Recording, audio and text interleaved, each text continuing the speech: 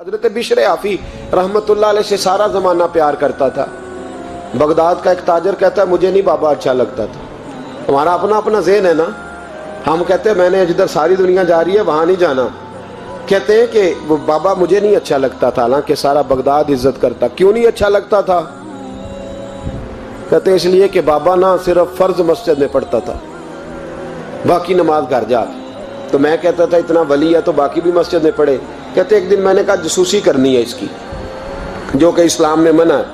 کہتے حضرت بشر آفی رحمۃ اللہ علیہ نے جمعے کے فرض پڑھے، فرض پڑھ کے نکل گئے دوڑ کے۔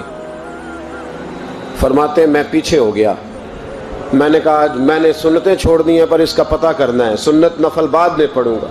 کہتے ہیں حضرت بشر آفی جلدی سے نا ایک کباب والی دکان پہ گئے، وہاں سے کباب خریدے، اور میں نے کہا بوڑھے کی عمر دیکھو اور اس کے ذائقے دیکھو، اس عمر میں بھی کباب کھائے گا۔ اوئے ہوئے، مولوی کو روٹی نے ستایا تھا، اس لیے سنت اور نفل چھوڑ آیا ہے۔ کہتے ہیں تھوڑا سا وہ آگے بڑھے تو نان بھائی کی دکان سے نا نان خریدے۔ میں نے کہا دیکھو یار، دیکھو اس کے ذائقے، گرم نان کھائے گا۔ بہت سارے لوگ بغداد میں رات کی روٹی کھاتے پر یہ گرم کھاتا ہے۔ کہتے ہیں حضرت وہ نان اور کباب لے کے نا جنگل کی طرف مڑے تو میرے دل میں خیال آیا یار بڑا ہی اس آدمی کا عجیب ذہن ہے، یہ اب سبزے پہ بیٹھ کے یہاں موج کرے گا، کھائے پیے گا، اور سنت نفل چھوڑ دی، اللہ ہزاروں مرید ہیں۔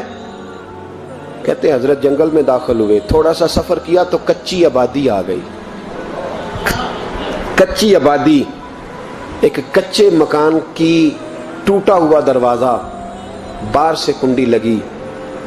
بغداد کے ننگے پاؤں چلنے والے ہزاروں مریدوں کے اس پیر نے کنڈی کھولی، اندر گئے، ایک فالج زدہ بابا جی بیٹھے۔ کہتے ہیں حضرت بشر آفی نے اپنی پگڑی کھولی اور اس آدمی کے منہ سے پانی نکل رہا تھا، رال ٹپک رہی تھی۔ کہتے ہیں پہلے اپنی پگڑی سے منہ صاف کیا، پھر پیالے سے پانی ڈال کے منہ دھویا، پھر حضرت اس کے ٹانگوں پہ کپڑا ڈال کے روٹی کا لقمہ توڑ کے اس کے منہ میں ڈال کے کہنے لگے بابا ناراض نہ ہونا، جمعے والے دن مجھے دیر ہو جاتی ہے، ابھی تو میں نے سنت اور نفل بھی پڑھنے ہیں، ناراض نہ ہونا، مجھے دیر ہو جاتی ہے۔ کہتے ہیں وہ بابا رو پڑا اور کہنے لگا بشر یار 14 سال ہو گئے تو روز آتا ہے، 14 سال، یہ ایک صدی کا قصہ ہے، 2-4 برس کی بات نہیں، 14 سال سے تو روز آتا ہے، میں پتہ نہیں کب تک لاش بنے پڑا رہوں گا، تو کب تک آئے گا؟ حضرت بشر آفی نے بابے کے آنسو پوچھ کے کہا بابا فکر نہ کر، آج کے بعد یہ جملہ نہ کہنا کہ تو میرے لیے بوجھ ہے۔ فرمایا لوگ سمجھتے ہیں کہ میں نے عبادت کر کے مقام پایا ہے، لوگ سمجھتے ہیں میں نوافل زیادہ پڑھتا ہوں، دنیا جانتی ہے کہ میری رات کی تسبیح زیادہ مضبوط ہے، پر میں ان میں سے کوئی بات بھی نہیں، میں تو تیری نوکری کرتا ہوں تو اللہ نے میری عزتوں میں اضافہ فرما دیا ہے۔ سوچ ہی صاف نہیں، نظریہ ہی ٹھیک نہیں، فکر ہی ٹھیک نہیں۔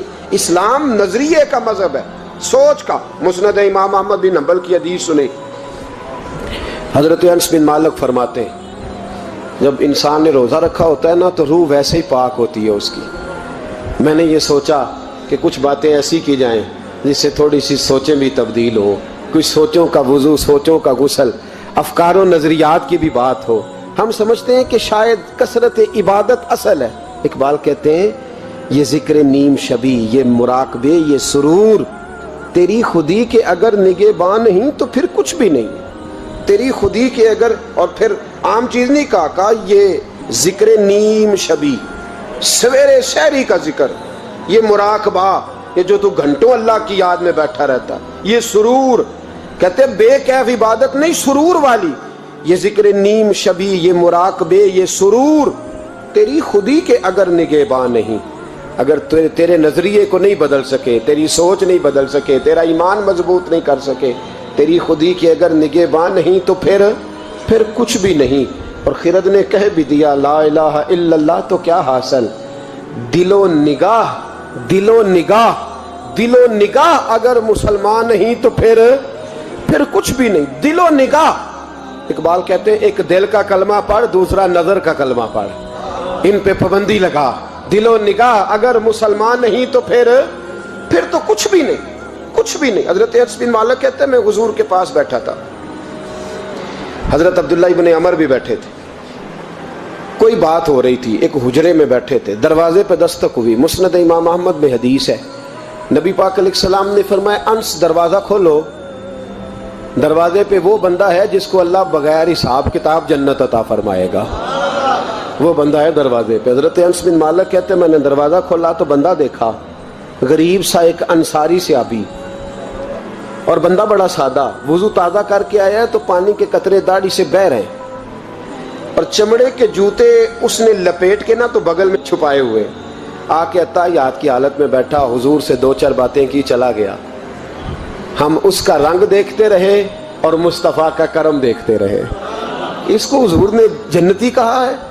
कहते हैं अगले दिन उसी टाइम उसी वक्त हम हुजूर के पास बैठे थे, फिर दरवाजे पे दस्तक हुई। हुजूर ने फरमाया, दरवाज़ा खोलो, दरवाजे पे वो बंदा है जिसे अल्लाह बगैर हिसाब किताब जन्नत अता फरमाएगा। बगैर हिसाब। कहते हैं दरवाज़ा खोला, और जैसे ही मेरी नज़र पड़ी, बंदा भी वही है जो कल आया था, और अंदाज भी वही है जो कल था, उसी तरह पानी के कतरे, उसी तरह जूते बगल में। अस्सलामु अलैकुम, कल हुजूर फलां बात की तफसील पूछनी मुझसे रह गई थी, गलती होगी, दोबारा आया हो। उसने अपनी गुफ्तगू की, चंद जुमलों में बात समेटी, चला गया।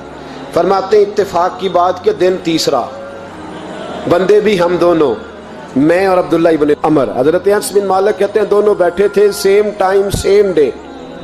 फिर दस्तक हुई, हुजूर ने फरमाया दरवाज़ा खोलो, और मुस्कुरा के फरमाया दरवाजे पे वो बंदा है जिसे अल्लाह बगैर हिसाब किताब जन्नत अता फरमाएगा। कहते हैं खिल उठे हमारे चेहरे, बाहर गए, दस्तक हुई थी, दरवाज़ा खोला। फरमाते मुझे यकीन था वही होगा जो 2 दिन पहले आया था, और मेरे यकीन के मुताबिक ही काम हुआ, वही बंदा था जो कल भी था, जो परसों